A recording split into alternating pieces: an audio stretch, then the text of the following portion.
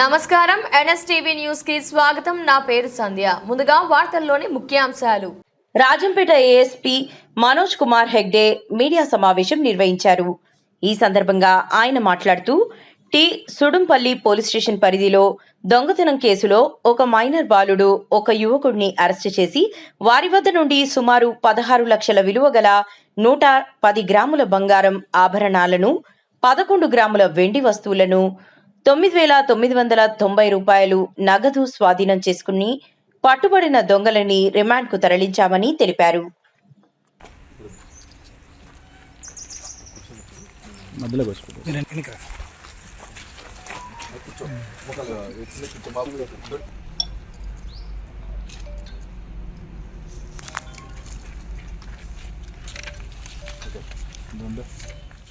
మన Sundupalli police station పరిధిలో మొత్తం 5 కేసుల్లో 5 కేసుల్ని ఛేదించడం జరిగింది.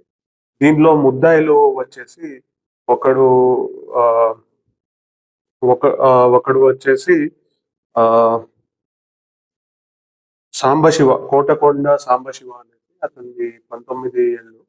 ఇంకొకడు వచ్చేసి చట్టంతో సంఘర్షణ పడిన బాలుడు, అతనికి ఇంకా 15 సంవత్సరాలు.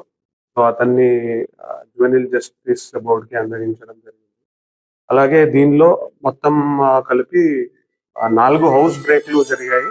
అలాగే ఒకటి టెంపుల్ హుండీ థెఫ్ట్ ఒకటి జరిగింది. మొత్తం కలిపి 5 కేసులు ఛేదించడం జరిగింది.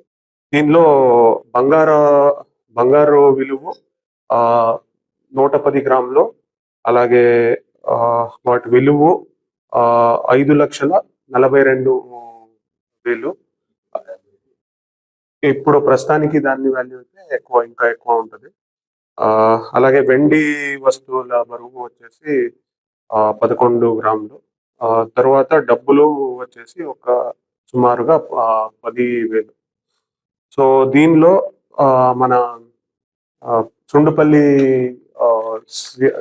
Sundupalli circle CI AP Mastan గారు, అలాగే సుండుపల్లి ఎస్ఐ ఎస్కేఎం హుసేన్, తర్వాత మన HC head constable M Sudhakar Naik, M Bhaskar, వీళ్ళందరూ బాగా కృషి చేశారు. సో ఈ కేసు ఛేదించడంలో మంచి పని చేశారు.